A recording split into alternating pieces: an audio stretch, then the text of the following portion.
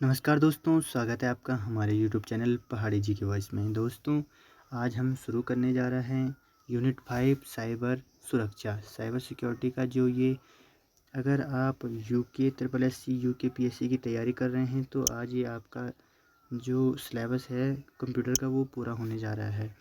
ठीक है, तो अगर आप ये सिलेबस पूरा करना चाहते हैं, अपना स्कोर परीक्षा में बनाना चाहते हैं तो वीडियो में अंत तक बने रहें।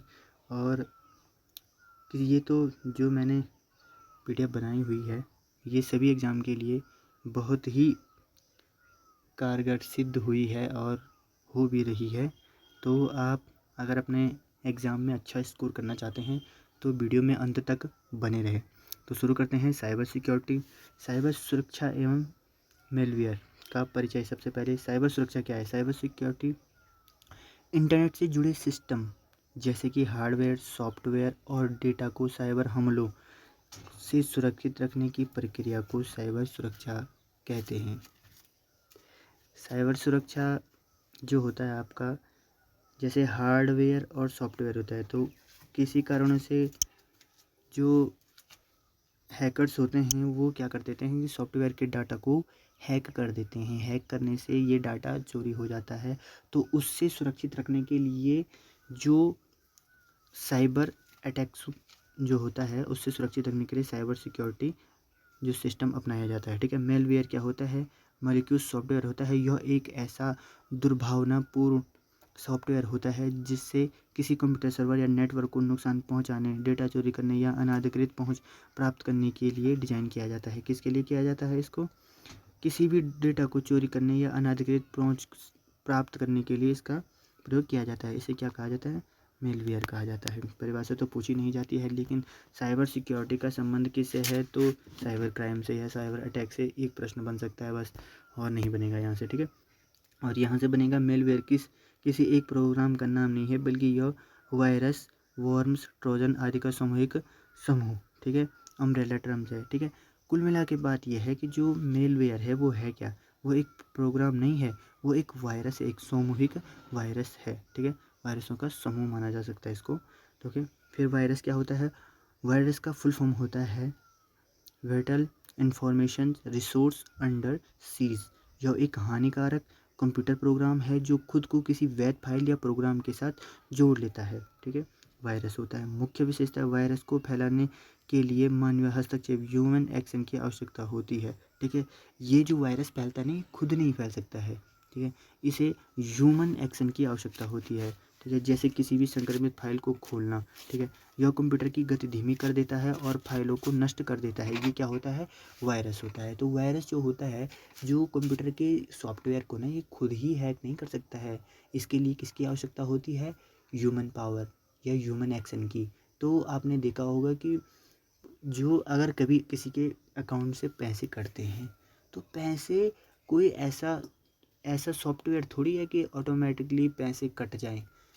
कोई फ्रॉड कॉल करता है, कॉल करके वो उसने जो पेज बनाया रहता है अकाउंट के लिए, वो उसको एक्सेस करने के लिए बोलता है सिर्फ कि आप उस पर क्लिक करो या ऐसा करो, जो भी उसको इन्फॉर्मेशन चाहिए या ओटीपी चाहिए होता है। तो वो इसलिए जो साइबर अटैक होता है उस पर मुख्य हस्तक्षेप होता है मानव का। ठीक है, कंप्यूटर की गति को धीमी कर देता है क्योंकि ये फाइलों को नष्ट कर देता है। ठीक है, तो जिससे क्या हो जाता है, आपका कंप्यूटर थोड़ा सा धीमा चलने लग जाता है। तो ये किससे वजह तो होता है? ये वायरस की वजह से होता है। ठीक है, अगला है वॉर्म्स। वॉर्म्स भी क्या होता है? वायरस होता है। यह वायरस की तरह ही हानिकारक होता है, लेकिन इसे फैलने के लिए किसी मानवीय हस्तक्षेप की आवश्यकता नहीं होती है। मुख्य विशेषता, यह स्वतः प्रकृति सेल्फ रिप्लेक्टिंग करता है और नेटवर्क के माध्यम से एक नेटवर्क से दूसरे कंप्यूटर में बहुत तेज़ी से फैलता है। देखो, अब जो वायरस होता है, वायरस कैसे फैलता है?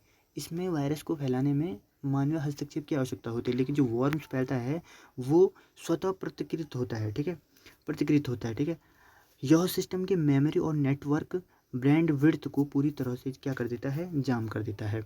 अगला है आपका ट्रोजन हॉर्स। ये भी एक वायरस है। यह एक ऐसा मेलवेयर है जो बाहरी रूप से एक सुरक्षित और उपयोगी सॉफ्टवेयर गेम की तरह दिखाई देता है। जब उपयोगकर्ता इसे डाउनलोड या रन करता है तो यह बैकग्राउंड में सिस्टम का नियंत्रण हैकर्स को सौंप देता है। ठीक है, ट्रोजन हॉर्स में यह जो होता है, जैसे आपका वर्म्स से था, तो वर्म में ये खुद एक कंप्यूटर से दूसरे कंप्यूटर में जाता था, लेकिन ट्रोजन हाउस में ऐसा नहीं होता है, ठीक है। तब आता है आपका स्पाईवेयर। स्पाईवेयर भी एक हन आप लगा लो कि एक वो है, वायरस है। यह उपयोगकर्ता की जानकारी के बिना उसके सिस्टम में इंस्टॉल हो जाता है, ठीक है। यह पता नहीं चलता है, क्योंकि जब फ़ोन में या किसी भी चीज़ में कुछ ऐसे चीज़, जैसे हम जो मतलब अनवांटेड ऐप्स होते हैं, हम किसी को डाउनलोड कर लेते हैं, तो हमें पता नहीं चलता है कि इनमें इस प्रकार की समस्याएं हैं। स्पाईवेयर वही होता है कि यह स्वतः ही सिस्टम में इंस्टॉल हो जाता है और गोपनीय गतिविधियों की जासूसी करता है। जैसे एक ऐप हमने डाउनलोड कर दिया और फिर उसके साथ APK फाइल अलग से आ जाती है, ठीक है। अगर हमने उसको भी डाउनलोड कर दिया, तो वो क्या करती है, वो हमारे जो फ़ोन है, हमारे फ़ोन की जासूसी करता है कि कहाँ से इनका इंटरनेट कनेक्शन है, कहाँ से इनका अकाउंट कनेक्शन है, वो सब जानकारी रखता है, ठीक है। तो एक समय आने पर उसमें मानव हस्तक्षेप हो जाता है, और मानव हस्तक्षेप होने के कारण जो हमारा फ़ोन है वो हैक हो जाता है। हैक होने से हमारे डाटा की चोरी हो जाती है, अकाउंट ब्लॉक हो जाते हैं, अकाउंट का जो बैलेंस है वो ख़त्म हो जाता है। तो इस प्रकार से जो वायरस हैं वो क्या करते हैं, हानि पहुंचाते हैं सिस्टम में, ठीक है। अगला है आपका की लॉकर, ठीक है। की लॉकर क्या है, यह प्रमुख स्पाईवेयर है जो कीबोर्ड पर दबाए गए हर की को रिकॉर्ड करता है, जिससे पासवर्ड और बैंक विवरण चोरी हो जाते हैं, ठीक है। ये क्या करता है कि ये भी एक सिस्टम की लॉगर है, यह प्रमुख स्पाईवेयर है। यह क्या है, एक प्रमुख स्पाईवेयर है। ये क्या करता है, जैसे हमने कीबोर्ड में जो भी दबाया, सपोज़ हम अपना पासवर्ड दबा रहे हैं, जैसे हमने क्या क्या है कि किसी बिल का पेमेंट या हमने कुछ भी कर दिया, कुछ भी, जैसे MPI नंबर होता है, तो MPI नंबर अगर हमने कीबोर्ड से दबा दिया, तो कीबोर्ड से दबाने, क्योंकि कीबोर्ड तो स्पाईवेयर से है कनेक्ट हो रखा है, ठीक है। ये एक प्रमुख है, ठीक है। तो की क्या करते हैं, जैसे हमने अपना पासवर्ड दबा दिया ना, MPI पिन दबा दिया ना, तो ये ऑटोमेटिक चोरी हो जाता है। अब चोरी तो हो गया, अगले जब ये हैक होगा ना, तो उन्हें टाइम नहीं लगेगा, ये ऑटोमेटिकली क्या कर देंगे, अकाउंट खोल के जो अमाउंट है वो डलवा देंगे, ठीक है। तो इससे हमारा अमाउंट चोरी हो जाएगा, ठीक है। अब आता है आपका स्पैम। इंटरनेट पर बल्क एक साथ भारी यात्रा में भेजी जाने वाली अवांछनीय या अनचाहे ईमेल, अनसोलाइटेड कॉमर्शियल ईमेल को स्पैम कहा जाता है। क्या कहा जाता है, इंटरनेट पर बल्क एक साथ भारी भारी मात्रा में भेजे गए जो जाने वाले अवांछनीय ईमेल होते हैं, उन्हें स्पैम कहा जाता है, ठीक है। इनमें अक्सर मेलवेयर या फिशिंग लिंक छिपे होते हैं। अब देखो, फिशिंग पटवारी परीक्षा में पूछा गया था कि फिशिंग क्या है, ठीक है, और फीचर क्या है, ठीक है। इस प्रकार के प्रश्न पूछे गए थे, ठीक है। अब आता है आपका अगला कि सुरक्षा और उपकरण और तकनीकें, ठीक है। सिक्योरिटी टूल्स क्या हैं, किसमें जो वायरस होते हैं या जो हानिकारक वायरस या कुछ भी हैकिंग प्रोसेस, हैकिंग अटैक होते हैं, उनकी सुरक्षा कैसे की जाती है। जैसे सबसे पहले आता है आपका एंटीवायरस सॉफ्टवेयर, ठीक है, जो एक ऐसा सुरक्षा प्रोग्राम है जिसका उपयोग कंप्यूटर को वायरस, वॉर्म्स, ट्रोजन आदि जैसे हानिकारक प्रोग्रामों से बचाने, उनका पता लगाने और उन्हें हटाने के लिए किया जाता है। किसके लिए किया जाता है, कंप्यूटर में वायरस, वॉर्म्स और ट्रोजन आदि को हानिकारक प्रोग्रामों से बचाने के लिए, उनका पता लगाने के लिए, डिटेक्ट और उन्हें हटाने, रिमूव करने के लिए किया जाता है। उदाहरण क्विक हील, K7 MCAFE, ठीक है। विंडोज़ डिफेंडर जो होता है, ये एंटीवायरस सॉफ्टवेयर होता है। इसकी सहायता से क्या किया जाता है, जो कंप्यूटर में इतने वायरस वॉर्म ये होते हैं, ये हानिकारक प्रोग्रामों से बचाने के लिए क्या किया जाता है, एंटीवायरस लगाया जाता है। एंटीवायरस किसी सिस्टम में लगाने से, जैसे लगाते हैं, तो लगाने से क्या हो जाता है कि इसमें जितने वायरस होते हैं, ट्रोजन्स होते हैं, वॉर्म्स होते हैं, वो ऑटोमेटिकली क्या होते हैं, ऑटोमेटिकली तो नहीं, लेकिन इसको लगाने से वो हट जाते हैं, ठीक है। और जो हमारा डाटा रहता है, जो सुरक्षित डाटा रखना होता है, वो बच जाता है, ठीक है।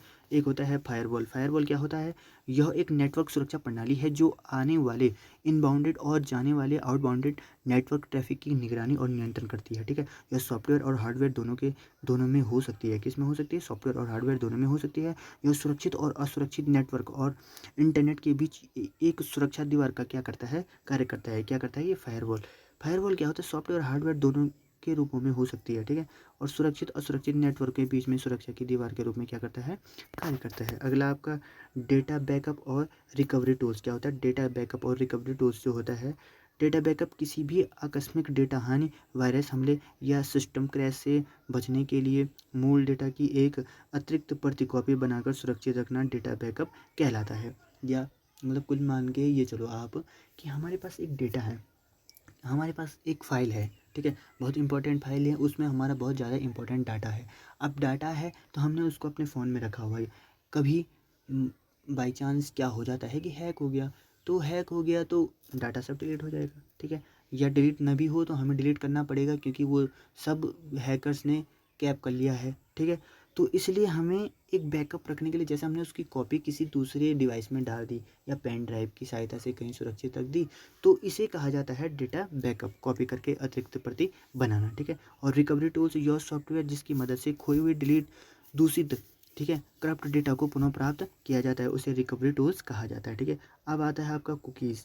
जब आप किसी वेबसाइट पर जाते हैं तो वह वेबसाइट आपके वेब ब्राउज़र में एक छोटी टेक्स्ट फाइल सहेजती है जिसे कुकीज़ कहते हैं। इसका उपयोग यूज़र की प्राथमिकताओं और लॉगिन सत्र को याद रखने के लिए किया जाता है, परंतु कुछ ट्रैफिक कुकीज़ या प्राइवेसी के लिए खतरा भी हो सकती है, ठीक है। जब आप किसी वेबसाइट पर जाते हैं तो वह वेबसाइट आपके वेब ब्राउज़र में एक छोटी टेक्स्ट फाइल सहेजती है जिसे कुकीज़ कहते हैं। इसका उपयोग यूज़र की प्राथमिकताओं और लॉगिन सत्र को याद रखने के लिए किया जाता है, परंतु कुछ ट्रैफिक कुकीज़ प्राइवेसी के लिए खतरा भी हो सकती है। अगला है आपका हैकर्स और क्रैक्स क्या होते हैं। हैकर्स और क्रैकर्स क्या होते हैं, ठीक है। तो इसके बारे में आपको जानकारी होना बहुत ही अति आवश्यक चीज़ें हैं, बेसिक नॉलेज के लिए भी और एग्ज़ाम के नॉलेज के लिए भी बहुत आवश्यक है। सबसे पहले इनकी तुलना करते हैं तो मुख्य उद्देश्य क्या होता है हैकर्स का और क्रैकर्स का। तो प्रणाली की सुरक्षा कमियों को खोजना और उन्हीं कमियों को ठीक करना इसका उद्देश्य है। किसका? हैकर्स का। प्रणाली की सुरक्षा कमियों को, कि सुरक्षा में कहाँ पर कमी रह गई है, ठीक है।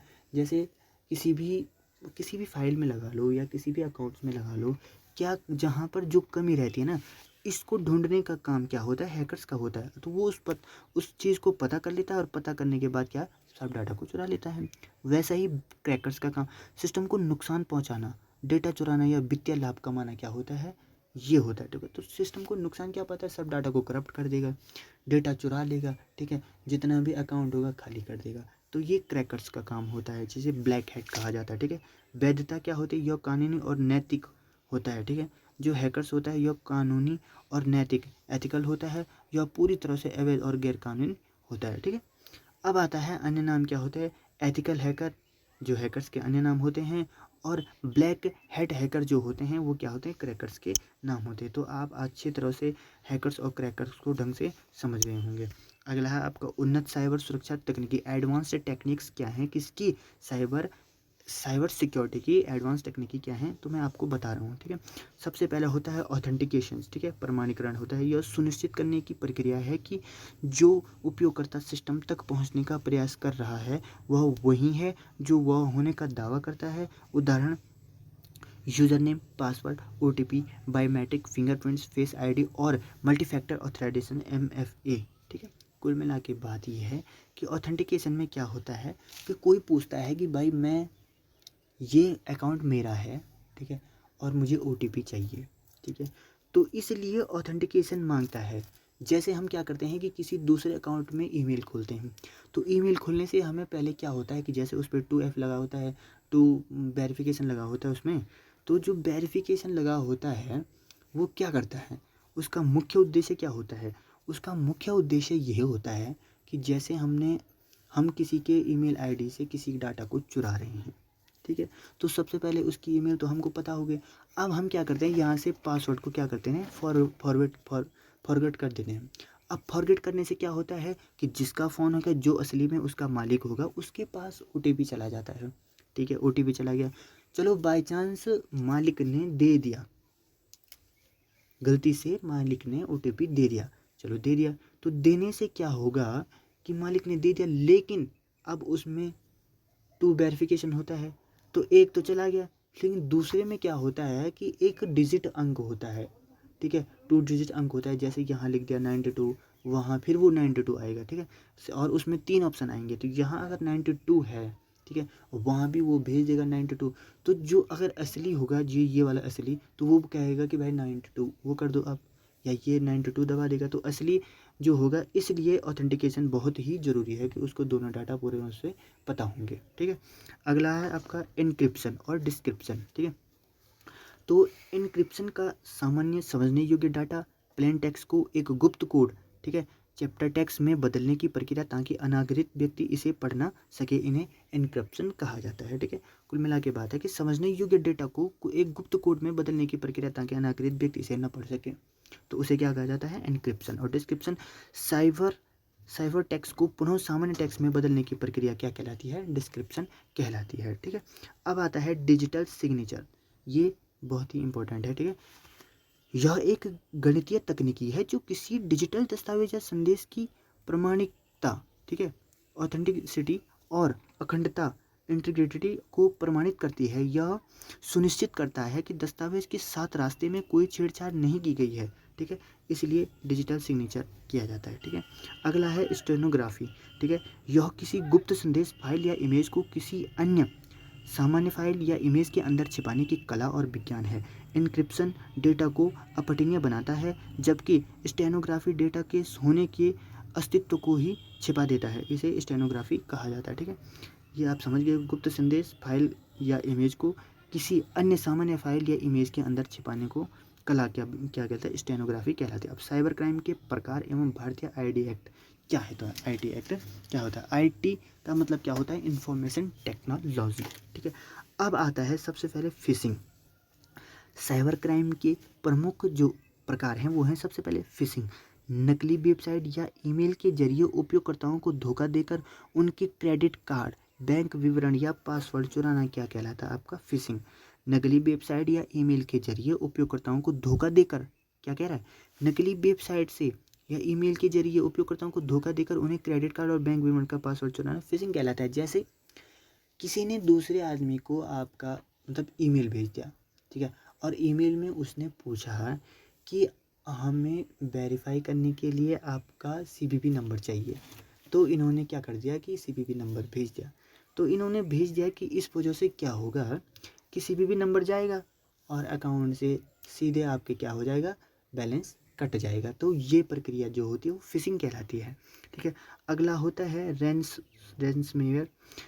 पीड़ित के, ठीक है, पीड़ित के कंप्यूटर के डेटा को एनक्रिप्ट कर देना और उसे अनलॉक करने के बदले फिरौती मांगना। ठीक है, अब क्या है, पीड़ित के कंप्यूटर के डेटा को एनक्रिप्ट कर देना और उसे अनलॉक करने के बदले फिरौती मांगना क्या कहलाता है, रैंसमवेयर कहलाता है। कुल मिला के बात यह है कि हमने किसी के डाटा को हैक कर दिया, अब जैसे उसका अकाउंट चल नहीं रहा क्योंकि हम यहाँ से कंट्रोल कर रहे हैं, हम कह रहे हैं कि अगर आप अकाउंट चलाना चाहते हो तो पहले मुझे 1 लाख रुपए दो, तभी आपका अकाउंट चल पाएगा।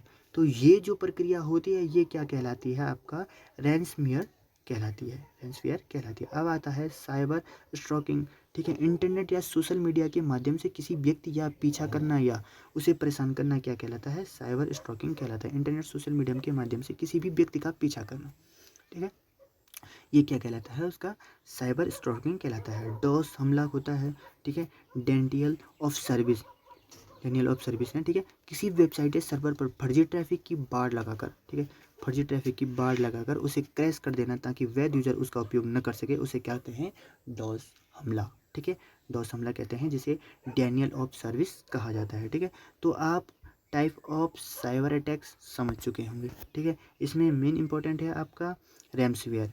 ठीक है, पीड़ित के कंप्यूटर के डेटा को एनक्रिप्ट कर देना, ठीक है, और उसके बदले अनलॉक करने के लिए उससे फिरौती का मतलब समझ रहे हो आप, पैसे की मांग करना क्या कहलाता है, आपका रैंसमवेयर कहलाता है। ठीक है, तो ये आपके लिए बहुत इंपॉर्टेंट है। अब आता है आपका भारतीय आईटी एक्ट 2000। अब मैंने आपको आईटी की फुल फॉर्म बता दी है कि इंफॉर्मेशन टेक्नोलॉजी। ठीक है, इंफॉर्मेशन टेक्नोलॉजी एक्ट 2000 क्या है, इसके बारे में हम अभी पढ़ेंगे। यह भारत में साइबर अपराधों और इलेक्ट्रॉनिक्स कॉमर्स को विनिमय करने वाला प्राथमिक कानून है। इसे 17 अक्टूबर 2000 को लागू किया। अब सबसे पहला आता है कि भारत में आईटी एक्ट 2000 कब लागू हुआ, तो ये हुआ आपका कब हुआ, 17 अक्टूबर 2000। अगर आपका सिर्फ वर्ष पूछा जाता है तो ये आपके लिए बहुत ही इंपॉर्टेंट, आपके लिए बहुत ही सरल हो जाएगा, क्योंकि आईटी एक्ट भी 2000 में बना है और लागू भी 2000 में हुआ है। ठीक है, आईटी एक्ट 2000 कब लागू ये तो पूछेगा ही, तो आपके लिए सरल है। लेकिन अगर ये ना पूछा, पूरी डेट सहित पूछता है, तो वो हुआ आपका 17 अक्टूबर 2000 को। ठीक है, लागू 2008 में इसमें बड़ा संशोधन किया गया। वो संशोधन क्या किया गया वो मैं आपको बता देता हूँ। महत्वपूर्ण धाराएं परीक्षा के लिए अति महत्वपूर्ण है, जो कि धारा 65 है। तो कंप्यूटर सोर्स डॉक्यूमेंट के साथ छेड़छाड़ करना 3 वर्ष का जेल। आप देखो, कंप्यूटर सोर्स डॉक्यूमेंट के साथ कोई भी अगर छेड़छाड़ करता है तो उसके लिए क्या होगी, 3 वर्ष की जेल या जुर्माना हो सकता है। अगला आता है आपका कंप्यूटर सिस्टम के साथ हैकिंग या अवैध छेड़छाड़, धारा 66 के तहत उसके लिए सजा का प्रावधान है। 66C में क्या है, पहचान की चोरी, ठीक है, आइडेंटिटी थीफ जैसे किसी और या डिजिटल सिग्नेचर या पासवर्ड चुराना क्या कहलाता है, धारा 60C लग जाएगी उस पर। धारा 60CD जिसमें है कंप्यूटर संसाधनों का उपयोग करके शेष बदलाव, ठीक है, चीटिंग बाय इम्प्लीमेंटेशन, धोखाधड़ी करना कहलाता है। धारा 60CE में किसी भी गोपनीय भंग करना, ठीक है, किसी की गोपनीयता भंग करना, जैसे आपने देखा होगा कि काफ़ी केस ऐसे आते हैं कि होटलों में कैमरे लगे होते हैं, किसी की प्राइवेसी जो होती है उसको कैप्चर करके उसके लिए फिरौती की मांग की जाती है, ठीक है। तो इस प्रकार की अगर कोई कार्य करता है तो उस पर धारा 66E लग जाएगी, ठीक है। अश्लील सामग्री को इलेक्ट्रॉनिक रूप में प्रकाशित या प्रसारित करना, ठीक है, तो इसके लिए भी धारा 67 है। आप समझ गए होंगे इसको, ठीक है। अब आता है अगला, परीक्षा के लिए मैंने इसमें बहुत ही महत्वपूर्ण प्रश्न डाले हुए हैं, जो परीक्षा की दृष्टि से क्या है, बहुत ही महत्वपूर्ण है, ठीक है। उसमें से जो सबसे इम्पोर्टेंट है मैंने उन्हीं प्रश्नों को चुना हुआ है, उनका मैं आपके लिए अच्छा सा रिवीजन करा देता हूँ, ठीक है। और जो परीक्षा में पूछे गए हैं वो मैं आपको बता देता हूँ। निम्न में से कौन सा मेलवेयर स्वतः प्रतिकृत सेल्फ रिफ्लेक्टिंग, अभी देखा था मैंने। अब वायरस के लिए किस चीज़ की आवश्यकता होती है, आप कमेंट बॉक्स में बताना, क्योंकि मैंने बता रखा है, ठीक है। और इसे फैलाने के लिए किसी भी मानवीय हस्तक्षेप की आवश्यकता नहीं होती है, वो होता है आपका वर्म। अगला है अवांछनीय अनचाहे ब्लॉग, व्यावसायिक ईमेल को तकनीकी भाषा में क्या कहा जाता है, स्पैम कहा जाता है। ये भी मैंने बता रखा है आपको बहुत ढंग से, ठीक है। अगला है कौन सा सॉफ्टवेयर हार्डवेयर असुरक्षित नेटवर्क से आने वाले अनागरित ट्रैफिक को रोकने के लिए एक दीवार की तरह कार्य करता है, वो होता है आपका फायरवॉल। किसी भी वैध सॉफ्टवेयर या गेम के भेष में कंप्यूटर में प्रवेश करने वाले हानिकारक मेलवेयर को क्या कहा जाता है, तो वो आपका कहा जाता है ट्रोजन हॉर्स, ठीक है। क्या कहा है क्वेश्चन में, क्वेश्चन को आप जरूर ध्यान देना, क्योंकि जो वायरस के क्वेश्चन होते हैं ना, कि जो साइबर अटैक में क्वेश्चन होते हैं ना, सबका मतलब एक जैसा लगता है। अब इसके समझने के लिए हमें इसे बहुत अच्छी बारीकी से समझना होगा। जैसे वायरस है, तो वायरस है, हमें पता है यार ये क्या करता है, डाटा को ख़राब कर रहा है, कंप्यूटर में डाटा को ख़राब कर रहा है। वर्म भी क्या कर रहा है, ख़राब कर रहा है। ट्रोजन हॉर्स भी क्या कर रहा है, ख़राब कर रहा है। लेकिन हम मेन पॉइंट नहीं पकड़ते हैं। मेन पॉइंट है किसी भी वैध सॉफ्टवेयर या गेम के बेस में कंप्यूटर में प्रवेश करना, हानिकारक मेलवेयर। अब हमको पता है ना मेलवेयर क्या है, हम जानते हैं कि मेलवेयर क्या है, हानिकारक है, लेकिन ये नहीं जानते कि ये कर क्या रहा है, ठीक है। तो ट्रोजन हॉर्स में ये कार्य होता है। अगला है भारत में सूचना प्रौद्योगिकी IT एक्ट किस वर्ष लागू हुआ, मैंने अभी आपको बताया था। कब हुआ था आपका, 2000 में। और किस डेट को हुआ था, 17 अक्टूबर 2000 को। 2008 में इसमें क्या किया गया, बहुत ज़्यादा अच्छा संशोधन किया गया, जिसमें इसमें काफ़ी धाराओं के में वो दिया गया है कि किसके लिए कितनी सजा का प्रावधान है। भारतीय IT एक्ट की कौन सी धारा पहचान की चोरी और पासवर्ड चोरी से संबंधित है, तो ये धारा 66 है, ठीक है। अगला है आपका इसमें कि किसी इमेज या फाइल के अंदर गुप्त संदेश या डेटा को छिपाने की तकनीक क्या कहलाती है, स्टेनोग्राफी कहलाती है। सामान्य समझने योग्य टेक्स्ट को गुप्त कोड में बदलने की प्रक्रिया क्या कहलाती है, इनक्रिप्शन कहलाती है, ठीक है। अगला है आपका इनक्रिप्शन हो गया। अगला है आपका कीबोर्ड पर दबाए जाने वाले, मैंने अभी बताया था की लॉगर क्या होता है। हम कीबोर्ड पर किसी भी पासवर्ड या किसी को चीज़ को दबा रहे तो वो हैकर के पास चला जाता है, यह एक स्पाईवेयर होता है, इसको जरूर याद रखना की लॉगर क्या है, ठीक है। एथिकल हैकर को किस नाम से जाना जाता है, इसे वाइट हैकर के नाम से जाना जाता है, ठीक है। और ब्लैक हैट हैकर के नाम से किसे जाना जाता है, वो जाता है आपको क्रैकर को जाना जाता है, ठीक है। इसी तरह से आपका जो पूरा सिलेबस है, जो उत्तराखंड से हो, SSC से हो, UK SSC से हो, UK PSC से हो, SSC से हो, O लेवल से हो, वो आपका कंप्लीट हो गया है। कल से इसकी लगभग मतलब जितने भी प्रश्न बनते हैं, तो कल से मैं आपको MCQ सीरीज़ कराऊंगा, ठीक है। अगर आपको ये वीडियो अच्छी लगती हो तो इसको लाइक शेयर सब्सक्राइब जरूर करना। धन्यवाद।